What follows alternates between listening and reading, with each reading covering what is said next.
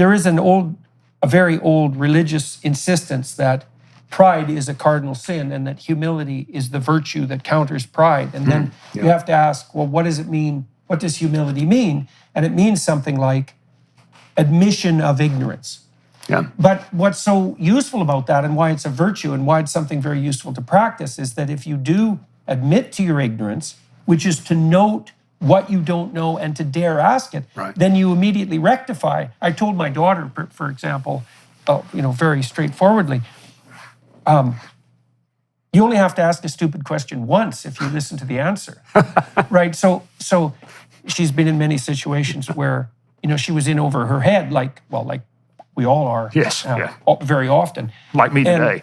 And it's very tempting to pretend that you know and to not ask the stupid question. But first of all, almost everybody around who's participating, let's say, in the conversation has the same stupid question. And second, if you don't ask it, well, then you remain stupid. So that's not helpful. And and I think this was a great lesson of, like a lot of learned about parenthood and about having this same approach with your children. I mean, and I've seen you with Julian up close of, being genuinely interested, but offering choices and listening and caring as a parent. And so, I didn't have children at this point, but I have a room full of 28-year-olds that are bright, and we can explore life together and entrepreneurship and how you make money and what it means if you make money. And that ended up being, I spent quite a time at the University of Texas. We built up the entrepreneurship program. We won all sorts of awards, and then spun off our own business school. Why was it well received, do you think? And why was it also two things, eh? Yeah. It was well received by the students, but obviously it was also well received by the administration. It was well received, and you know enough about academia. The teachers, so the professors who were teachers, loved us. What we did, though, is we had a very firm, very hard contract of what was required to be in the class. We graded on a forced curve when everyone else gave all A's. The harder we made the program, the more people we attracted. Yeah. And so, but at some point, I think our teachers, who were all entrepreneurs who had been successful, so all adjuncts, won the Teacher of the Year award 11 out of 11 years. And how big a group was that? Well, there were 141 professors. And our group of 8 were teaching 25% of all the elective hours in the school as adjuncts. Wow, as adjuncts. And so being paid nothing. Yes, so you can imagine what happens next in this story. Yeah, right. Right? So we're basically all fired or we all quit, depending on which story you want. Yeah. But we go start our own school.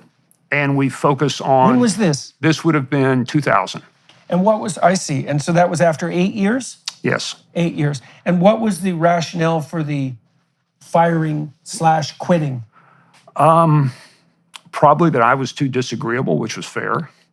But I will say I got a call from inside the school from someone, and he said, look, a tenured professor, and he said, look, I have to tell you, they're going to fire half of you this summer and the other half at Christmas. Because, and we were at that point attracting more than half of all the students to the school and teaching a quarter of them. And they said they just, the tenured political faculty just doesn't want you here. So we decided we were going to teach one last class off campus, across the street from the campus. And 130 people showed up for no credit. They drove from Waco, from Houston to Austin, from Dallas to Austin. So they came from all over, including faculty from those schools. And we thought, you know what? Maybe we should have our own MBA program. Right. Now, we knew nothing about that was impossible, right? No one ever told us you couldn't get a credit. But we managed to build a program. We ended up winning all sorts of awards from Princeton Review with really Navy SEALs, Olympic athletes, and young entrepreneurs. And we built this 100-hour-a-week, 10-month program that was just brutal, but changed our lives and changed the lives of the students. What if there was someone out there who kept a log of every single thing you did, every minute of the day? Pretty creepy, right? What if I told you that's exactly what happens every time you go online? Your internet provider is allowed to store logs of every website you've ever visited and can legally sell this data to anyone. That's why the Daily Wire trusts ExpressVPN to protect our online privacy. ExpressVPN is an app that reroutes your internet connection through their secure servers so that your internet provider can't track your online activity. ExpressVPN's trusted server technology makes it impossible for their own servers to store any data. They're so confident in their no-logs claim that they even had one of the biggest assurance firms, PwC, audit their technology. You don't have to take my word for it. The Verge even named ExpressVPN the #1 VPN in the world. Stop letting strangers keep logs of what you do online. Visit expressvpn.com/JordanYT right now and find out how you can get 3 months of ExpressVPN for free. That's expressvpn.com/JordanYT. expressvpn.com/JordanYT. So that was right after you were at the University of Texas. Yeah. We were fired, and it was right. The next thing we did was have this free class, and the next thing after that was launch our own MBA program. And so what was the rationale for dispensing with you guys? I mean, it must have been somewhat difficult given the fact that, it was half the students, it was very popular. Yeah.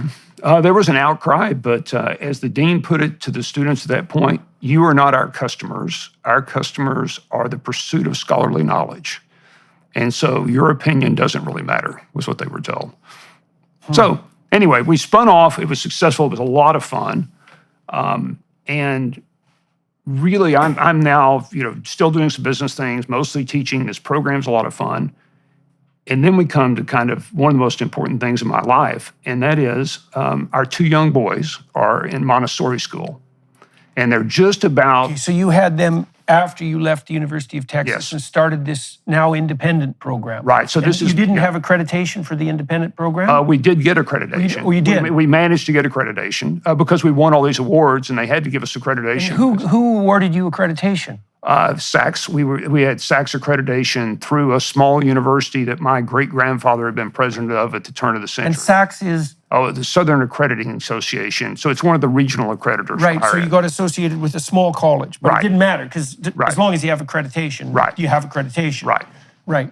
And so accreditation was set up so that in principle, so that there was some, what would you say, consistency, reliability, and validity to the assignation of a degree. I mean, that's the theory. Well, that's the theory. What it really serves as, of course, is a protection of the cartel. Right. I mean, it's not really that. But we managed to get it. Wasn't an issue.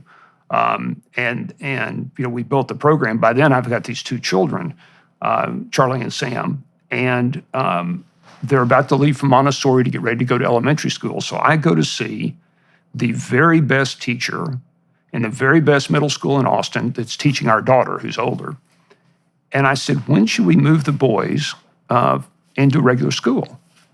And I'll never forget this gentleman was an African-American. He looked like Abraham Lincoln, tall, stately, and he said, as soon as possible.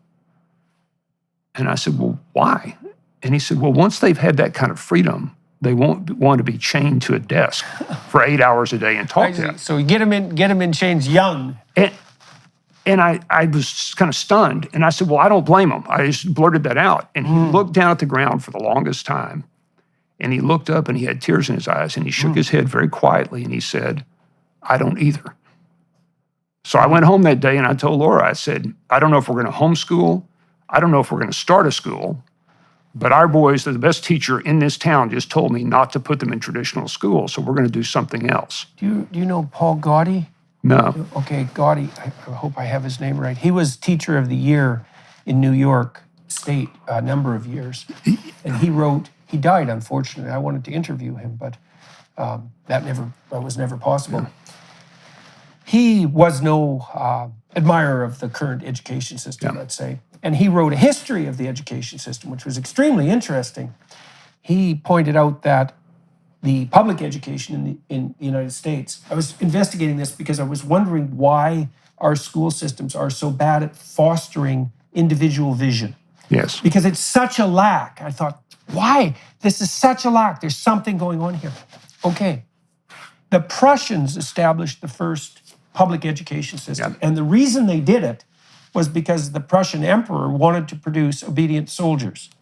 Disciplined, obedient soldiers. Now, I don't want to get cynical about that because in a society that requires a military, disciplined people who can follow rules are arguably necessary. Now, Right, obviously, that right. can go very badly, Right. but we got to give the devil his due. And the Prussians actually put forward a very effective military training system. Now, that was adopted in the United States in the late 1800s by industrialists, mostly, self-proclaimed fascists. So at that time, of course, it wasn't Mussolini, Hitler, like fascism. It was far the early precursors of that, but they were people who believed that the state and the corporate world could integrate at the highest levels, and there might be some utility in that, which is a very dubious claim, but nonetheless. So they noticed that they knew that all sorts of rural people were pouring into the cities to start working in factories. Their kids needed to be cared for while they worked, and then their kids were likely to have factory jobs. And so the purpose of the public education system, and this is why there's rows of desks and factory bells and this insistence on timing, was to produce disciplined, obedient workers, certainly not to produce people who were autonomous. And that was adopted in the US. The Japanese adopted it and militarized like mad, and part of the consequence of that was the outbreak of the Second World War. And but that being chained to a desk, that's not a bug. That was a feature. Right. And you can also even say, well, let's give it some credence.